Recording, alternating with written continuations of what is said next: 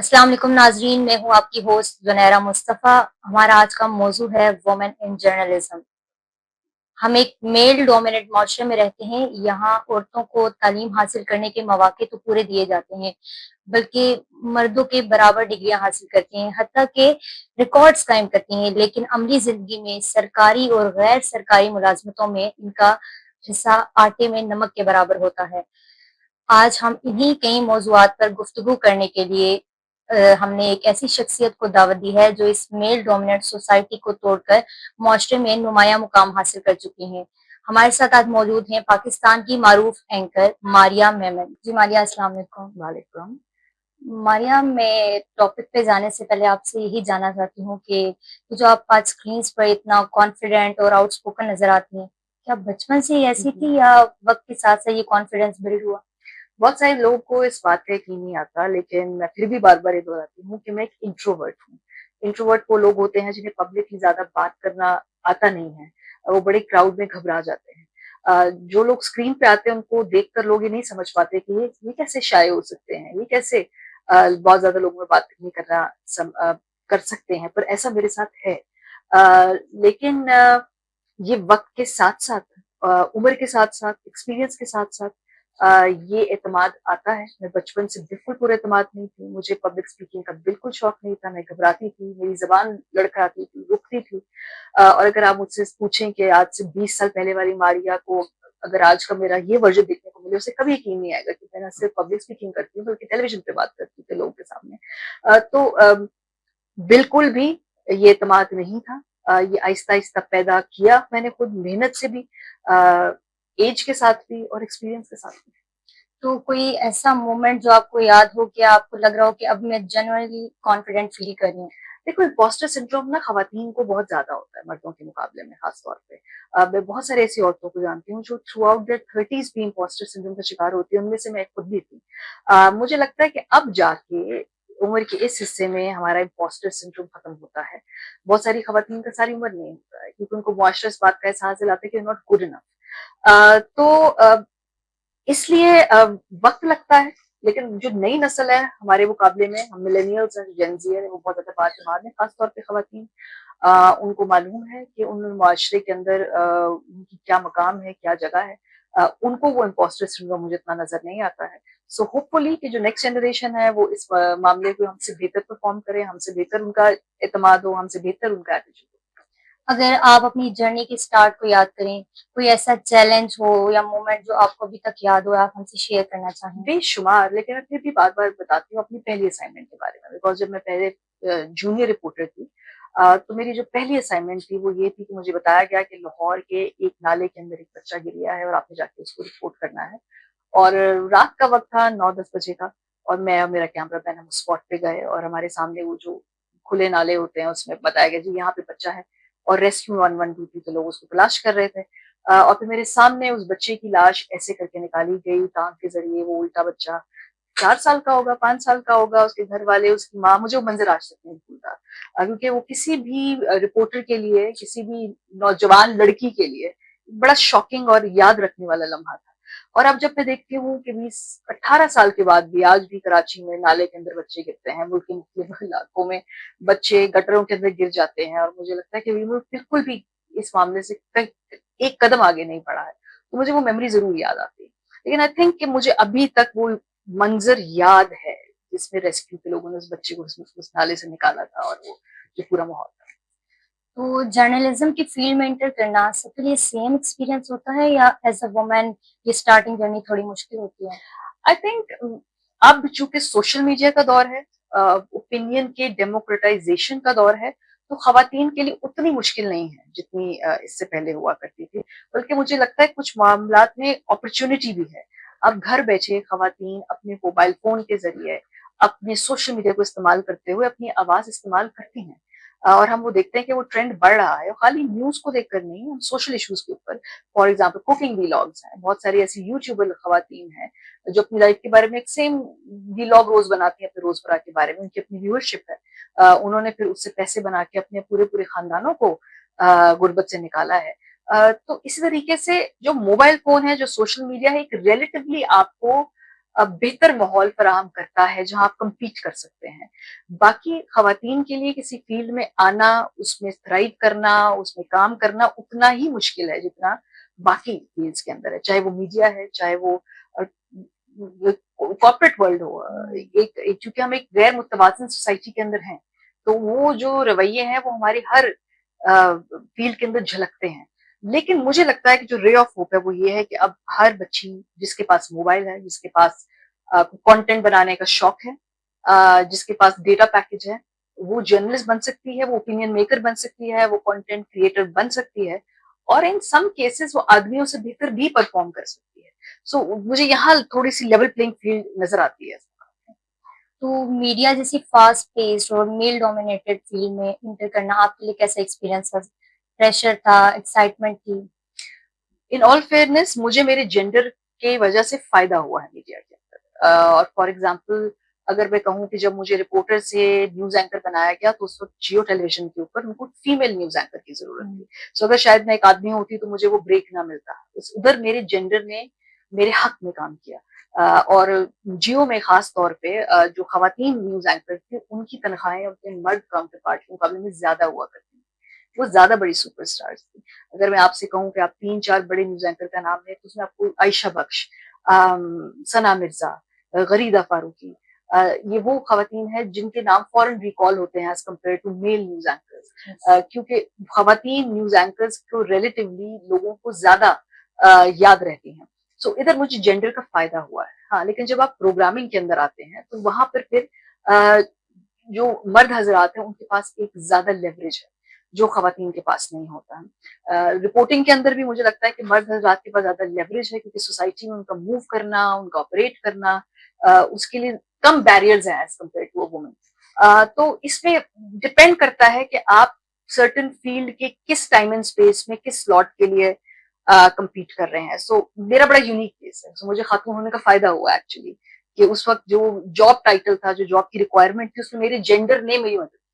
News rooms के अंदर women journalist के लिए एनवायरनमेंट कितना सपोर्टिव होता है आपके एक्सपीरियंस में? उतना सपोर्टिव नहीं है जितना होना चाहिए। अगर हम पूरी मीडिया इंडस्ट्री में बात करें, डे केयर सेंटर्स का कोई कॉन्सेप्ट नहीं है, तो औरतें बहुत सारी अपनी फील्ड छोड़ देती हैं। खास तौर पे जब उनकी शादियाँ होती हैं, उनके बच्चे होते हैं। हमको अच्छा हो कि हम औरतों को फील्ड के अंदर रिटेन कर सकें, हम नहीं कर पाते। फिर ये बिज़नेस जो है न्यूज़ बिज़नेस वो इतना ज़्यादा इंटेंस है, जिसमें हर वक़्त आपको खबरें आ रही हैं, स्केड्यूल्स बड़े ऊपर-नीचे हैं। तो उधर भी ख़वातीन के लिए एडजस्ट करना इतना आसान नहीं है। ख़ास तौर पे अगर आपके बच्चे हैं, आपकी फैमिली है तो मीडिया शुड डू बेटर।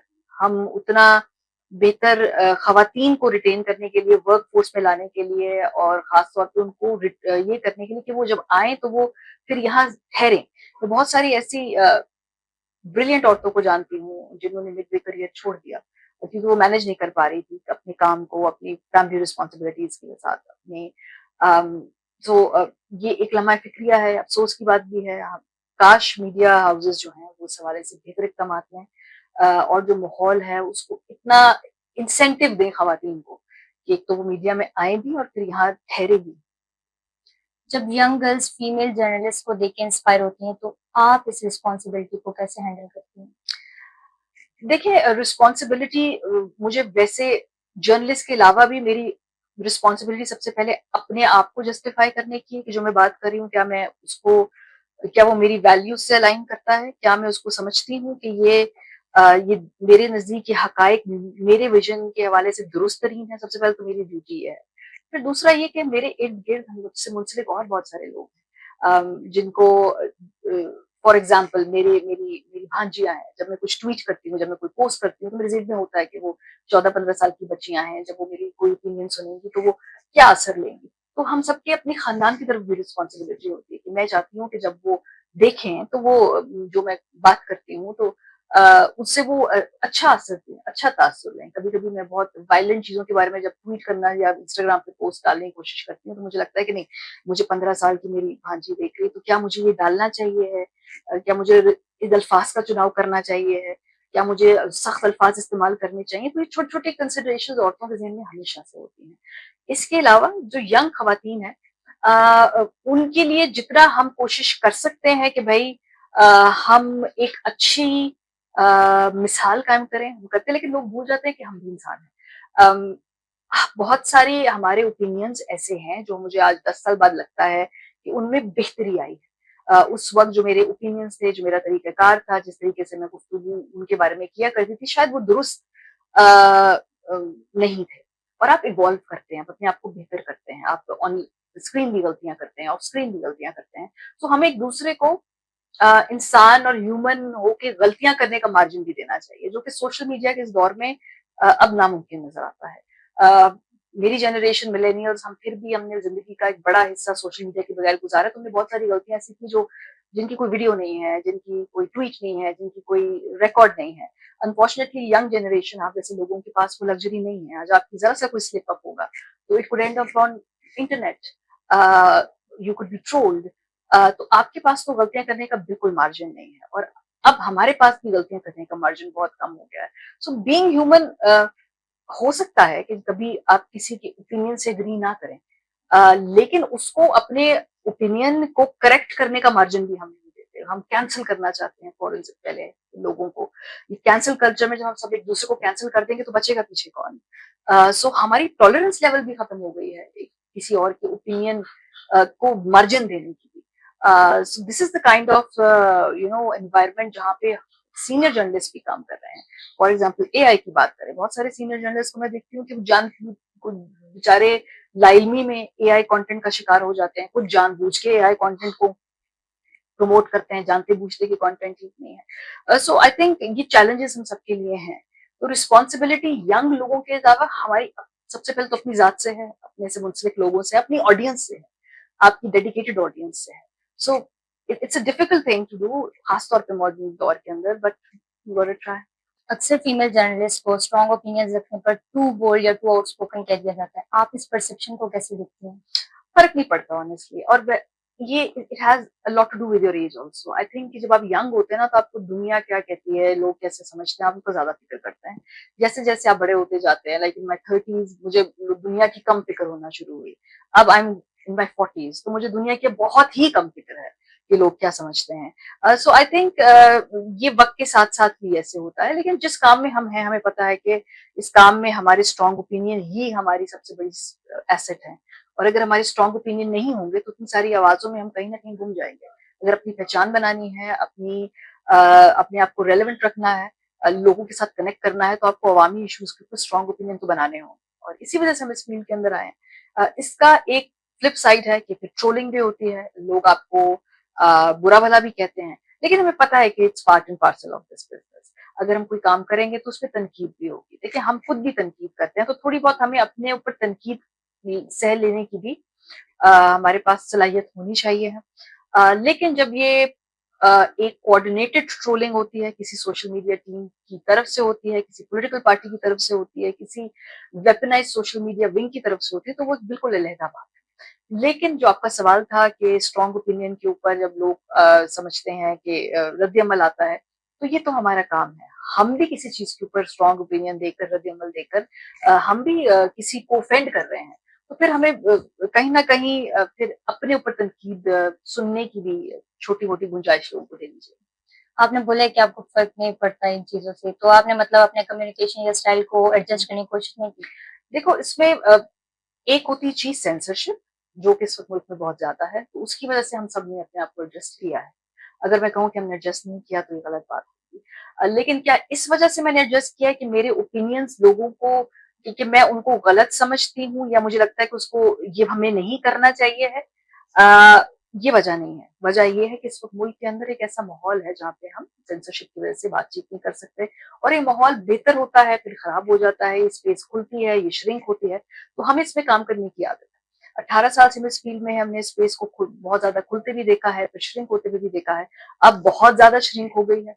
अ, हम उम्मीद करते हैं कि कभी ना कभी इसमें थोड़ी-सी गुंजाइश पैदा होगी और जो हम अपनी बात करने की हवाले से, अपने ओपिनियन के हवाले से खुद सेल्फ सेंसरशिप करते हैं, उसको वो हमें ना करनी पड़े। और पाकिस्तान की जो सबसे बड़ी इस सोसाइटी की स्ट्रेंथ ये है कि आप इसको जितना भी रोकेंगे, लोग अपने ओपिनियन किसी न किसी तरीके से इसका इज़हार करेंगे। चाहे वो सोशल मीडिया पे ट्वीट करें या वो सड़कों पे आके करें, अगर नहीं आते तो वो वोट देने के लिए आ जाते हैं। तो लोग यहाँ पे हर हाल में रेजिलिएंट हैं, उनका तरीकाकार डिफरेंट होता है। सो एडजस्ट इस वजह से नहीं करती मैं कि भाई कोई मुझे कोई तनकीद करे, हाँ सेफ्टी के लिए जो भी यहाँ पे मैं हूँ, मुझसे मुंसलिक लोग हैं, उनके तहफ़्फ़ुज़ के लिए हमें कभी ना कभी ये सेंसरशिप करनी पड़ती है, सेल्फ सेंसरशिप भी करनी पड़ती है। इस मुल्क के अंदर वो सब लोग कर रहे हैं और जो इस बात को एडमिट नहीं करता वो दुरुस्त नहीं है। अगर आप पहले के मीडिया को और आपकी मीडिया को कंपेयर करें तो वुमेन जर्नलिस्ट के लिए आपको सबसे बड़ा डिफरेंस क्या नज़र आता है? अब हालात कदरे बेहतर हैं बिकॉज़ अब जब बहुत ज़्यादा लड़कियाँ इस फ़ील्ड के अंदर आती हैं, ख़ासतौर पे आप जैसी लड़कियाँ जो कि पढ़ रही हैं प्रॉपर इस हवाले से, हमारी कोई फॉर्मल ट्रेनिंग नहीं थी। हमारी जनरेशन की हमने ऑन जॉब सारा काम सीखा है। बहुत कम लोग हैं जिनको मैं जानती हूँ जिन्होंने ऑफ़िशियली मीडिया के सब्जेक्ट के अंदर ग्रेजुएशन की हो। लेकिन आपकी जनरेशन जो है वो माशाल्लाह प्रॉपर ट्रेन होकर आ रही है पीछे से। सो मुझे लगता है कि अपॉर्च्युनिटी भी बढ़ी है। आपके पास ख़वातीन रोल मॉडल्स भी बढ़ी हैं।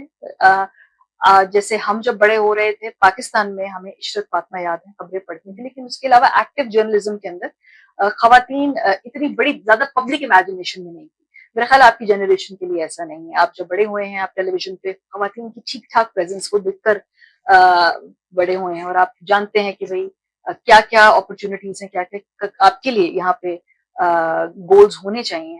सो आई थिंक बेहतर हुई है। पर्सनली एडिटोरियली मुझे लगता है कि बहुत सारी खवातीन फील्ड में है, तो जिस तरह से इश्यूज को रिपोर्ट किया जाता है जेंडर बेस्ड वायलेंस के ऊपर हो या औरतों से मुतालिक हो, उसकी रिपोर्टिंग की लैंग्वेज में बेहतरी आई है। उसकी रिपोर्टिंग के तरीकेकार में एम्पैथी ज्यादा पैदा हुई है। इसके अलावा सेंसिटिविटी ज्यादा पैदा हुई है बिकॉज अब खवातीन अपनी स्टोरीज खुद बता रही हैं। पहले ऐसा नहीं था, पहले आदमी हमारी स्टोरीज बताते थे और वो लैंग्वेज की चुनाव भी वो करते थे। अब हम उस लैंग्वेज को करेक्ट भी कराते हैं उनको कि 4 बच्चों की माँ आशना के साथ नहीं भागी, वो जिस साथ भागी है उसके भी बच्चे थे। तो ये इस अगर आप समझते हैं कि इस पूरी स्टोरी में सिर्फ औरत ही एक मेन कैरेक्टर है, तो उस आदमी के किरदार को हम क्यों डाउन प्ले कर रहे हैं, क्योंकि पहले आदमी ये हेडलाइन देख रहे थे, अब ऐसा नहीं होता है। क्योंकि अब खवातीन वहां इस फील्ड में मौजूद हैं उनको करेक्ट करने के लिए। फिर गैरत के नाम पे कत्ल, मुझे इस लफ्ज से शदीद चिड़ है। कत्ल कत्ल है, चाहे वो गैरत के नाम पे हो या बेगैरती के नाम पे हो। क्योंकि गैरत का जब लफ्ज हम लगाते हैं तो उस खबर की जो क्राइम की घिनौनेपन को मजीद हम डाइल्यूट कर देते हैं और लोगों के जहन में ये शुबा पैदा कर देते हैं कि उस औरत ने कुछ किया होगा जिससे आदमी को गैरत आई और कत्ल हुआ है। एक क्राइम है, एक कत्ल हुआ है, तो गैरत के नाम पे कत्ल जैसे मुझे लफ्ज पसंद नहीं है। ये हम कोशिश करते हैं कि हम इनको कहें कि इसको ठीक करें। तो छोटे छोटे तरीकों से खवातीन बेहतरी लाने की कोशिश भी कर रही हैं। Are we there yet? No. क्या जिस पेस से आगे बढ़ना चाहिए उस पेस से हम बढ़ रहे हैं? नो। लेकिन एटलीस्ट हम मूव कर रहे हैं, हम कुछ आगे बढ़ रहे हैं, छोटे कदम ले रहे हैं। मेरे ख्वाहिश है कि हम और बड़े कदम लें, लेकिन एटलीस्ट हम चल रहे हैं एक डायरेक्शन में। आज की जनरेशन की फीमेल जर्नलिस्ट के लिए सबसे बड़ा इम्पोर्टेंट जो स्टीरियोटाइप जो ब्रेक होना चाहिए आपके नजदीक वो क्या है?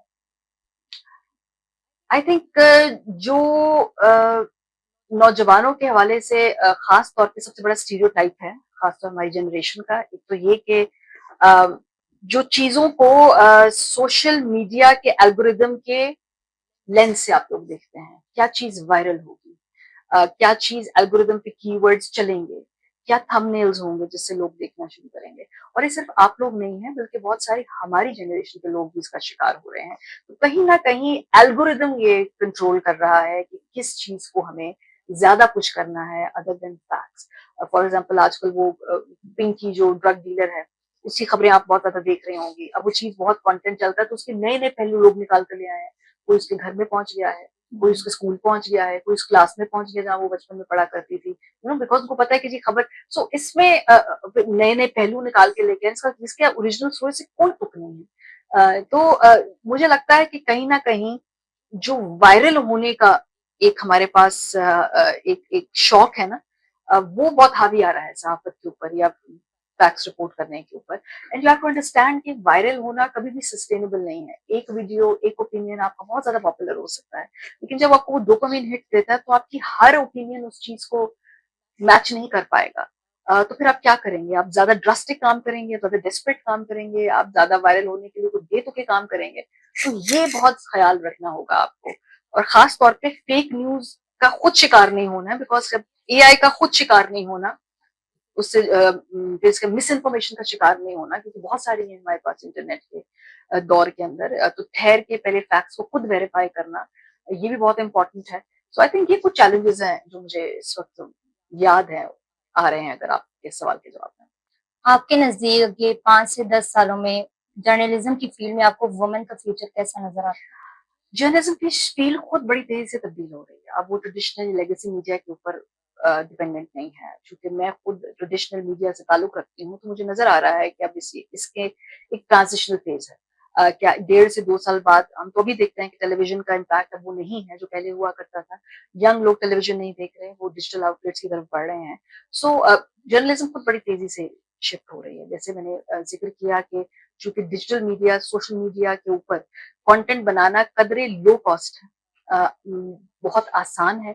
दो उसमें मेहनत ज्यादा लगती है। हमारे पास टेलीविजन का प्लेटफॉर्म है, हमारी सेट व्यूअरशिप है, वो व्यूअरशिप टेलीविजन भी लेकर आता है, कुछ हमारी होती है, तो मिलकर दोबारा वो तो दोनों व्यूअरशिप्स मिलती हैं, तो कोई इससे इम्पैक्ट बनता है, तो ब्रांड का एक पीछे नाम है, तो वो आसान भी है एज कम्पेयर टू अपनी पहचान सोशल मीडिया पे खुद बनाना, जहाँ आपको शुरू से अपना एक व्यूअर को अपनी तरफ रागब करना होता है। लेकिन आपको बहुत ज्यादा आसान अपॉर्चुनिटी भी देता है कि आपने कम कीमत के अंदर, अगर आपकी कंटेंट में वो बात है, आप कोई ऐसा नीश चुने जिसके बारे में इतना काम नहीं हो रहा है। ज्यादातर लोग पॉलिटिक्स पे बात करते हैं, गुड अगर आपके पॉलिटिक्स में बात है, लेकिन हमारे बहुत सारे ऐसी फील्ड हैं उसके बारे में लोग बात नहीं करते हैं। आप मेरे पास एक इंटर्नी आई, मैंने उससे पूछा आप क्या करना चाहती हूँ? मैं क्राइम रिपोर्टर बनना चाहती हूँ, क्राइम पॉडकास्ट करना चाहती हूँ। आई वाज सो थ्रिल्ड कि उसको पता था 17-18 साल में कि वो क्या चाहती है। ट्रू क्राइम के बारे में पाकिस्तान के अंदर कोई इतनी पॉडकास्ट नहीं होती है, एंड आई होप कि वो एक दिन सक्सेसफुल और वो अपना ख्वाब पूरा करे।